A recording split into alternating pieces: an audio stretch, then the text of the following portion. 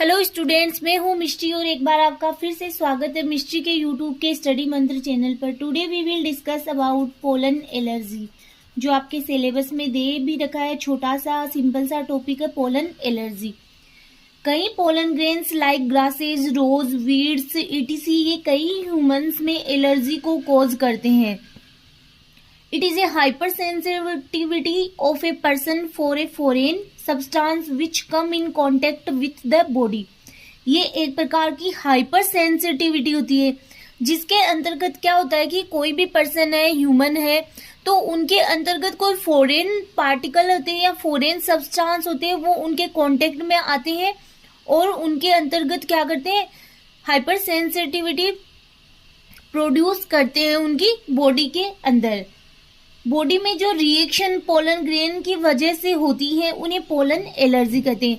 अब जो reaction pollen grain की वजह से हो रही है उन्हें ही क्या कहा जाता है, पोलन एलर्जी कहा जाता है। तो हम लोग बात कर सकते हैं, इसके नाम में ही इसकी डेफिनेशन छुपी है कि पोलन ग्रेन के द्वारा होने वाली रिएक्शन क्या कहलाती है, या फिर पोलन के द्वारा होने वाली एलर्जी ही पोलन एलर्जी कहलाती है।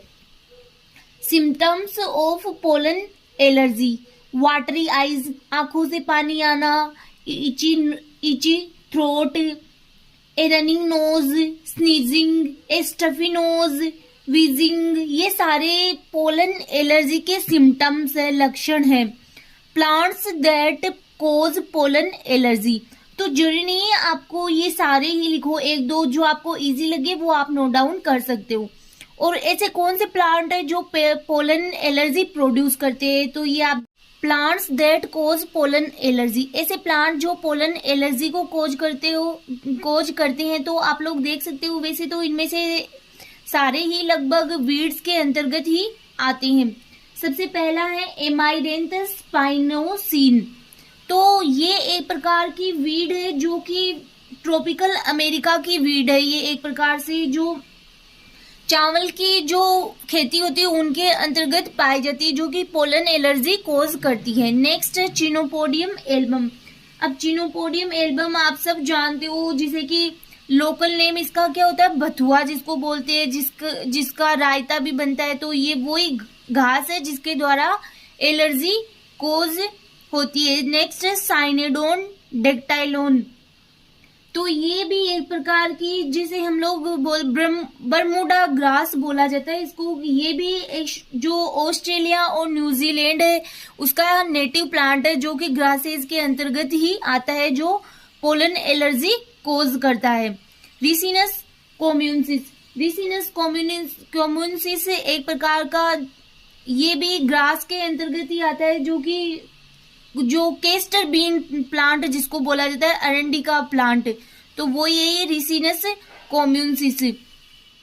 फिर पाइनस स्पीसीज सोरगम वल्गेर। सोरगम वल्गेर आप सब जानते हो, जो बायोलॉजी के स्टूडेंट्स हैं उन सबको पता है, ज्वार जो कि मिलेट्स के अंतर्गत आता है। ये तो सारे लगभग ग्रासेस के अंतर्गत आते हैं और पोलन एलर्जी कोज करते हैं। Grasses are the most common cause of allergy. Ragweed is main cause of weed allergy. Ragweed जो खरपतवार है वो मोस्टली वीड एलर्जी का कारण होता है।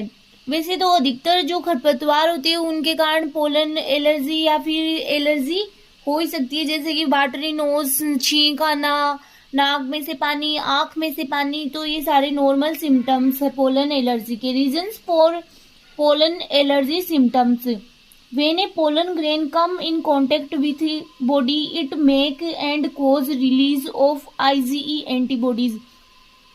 IgE antibodies जो ये हाइपर सेंसिटिविटी के लिए रेस्पॉन्सिबल होती है, ये वाली एंटीबॉडी। तो क्या होता है कि जब पोलन ग्रेन किसी ह्यूमन बॉडी के कांटेक्ट में आते हैं तो वो उनकी बॉडी से ये वाली एंटीबॉडीज IgE का क्या होता है कि IgE एक्टिवेट हो जाती है। Histamine is the main substance responsible for allergy symptoms. Immunofluorescence study से हमें पता चलता है कि जैसे ही पोलन ग्रेन मॉइस्चर ग्रहण करते हैं तो पोलन की सरफेस पर एंटीजन IgE आ जाता है। फिर है कॉन्सिक्वेंसेज ऑफ पोलन एलर्जी। सबसे पहले है अस्थमा, रेस्पिरेशन में प्रॉब्लम हो जाती है। It is a form of type 1 hypersensitivity. Pollen of grasses trees can cause asthma. तो ये देर के किन किन के कारण अस्थमा हो सकता है। नेक्स्ट है हे फीवर। नॉर्मली जो पोलन ग्रेन के कारण एलर्जी होती है उसे हे फीवर कहा जाता है। कई बार आपके शॉर्ट क्वेश्चन में हे फीवर को पूछा जाता है कि व्हाट इज हे फीवर। तो it is allergic reaction to the presence of pollen in the air, कि पोलन का अगर इन्वायरमेंट में प्रेजेंट है और उनके कारण अगर एलर्जी हो रही तो उसे हेयर फीवर कहा जाता है।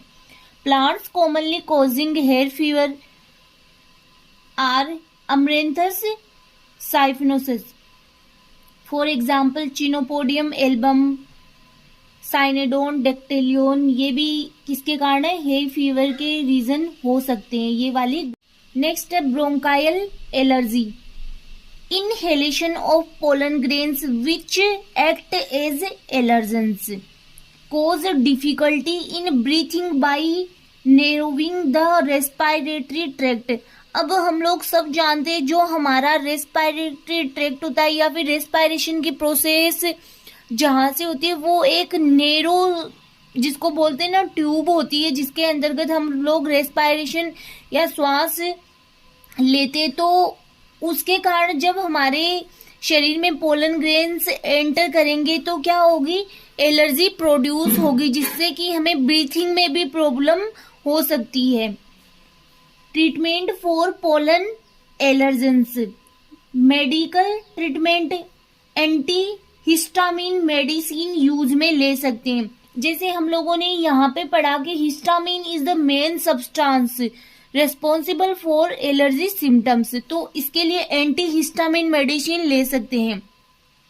होम रेमेडीज की, होम पर रह के हमें किस प्रकार से पोलन एलर्जी से बचा जा सकता है।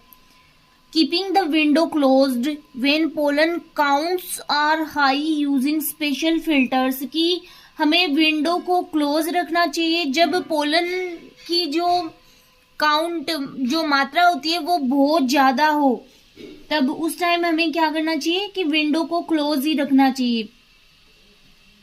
यूजिंग स्पेशल फिल्टर्स का यूज में लेना चाहिए। जैसे कि कई बार हम लोग देखते हैं कई घर में कि डोर के आगे मतलब एक जाली वाला गेट लगाया जाता है। वो किस लिए लगाया जाता है, ताकि कई बार मच्छरों के लिए या फिर जो डस्ट वगैरह इनके लिए या फिर पोलन ग्रेन्स इनसे भी बचा जा सकता है। Changing clothes each time after coming inside from the outdoors to limit pollen exposure, कि जब environment में बहुत ज्यादा पोलन ग्रेन्स हो या पोलन एक्सपोजर्स हो रहा हो तो उस टाइम में हमें घर पे आने के बाद में हमारे क्लोथ्स होते हैं उनको चेंज कर लेने चाहिए। तो ये था आपके टॉपिक पोलन एलर्जी, तो आप नोट डाउन कर सकते हो। बहुत इजी सा और सिंपल सा ही टॉपिक था। नेक्स्ट हम लोग, ये आपका सिलेबस है मेरे पास, तो देख सकते हो आपके पोलन एलर्जी ये वाला टॉपिक कंप्लीट हो चुका है। और यहाँ से हम लोगों ने स्टडी कर लिया रूट माइक्रोब्स इंटरेक्शन, ये वाला भी हम लोगों ने स्टडी कर लिया। तो नेक्स्ट लेक्चर में हम नए टॉपिक के साथ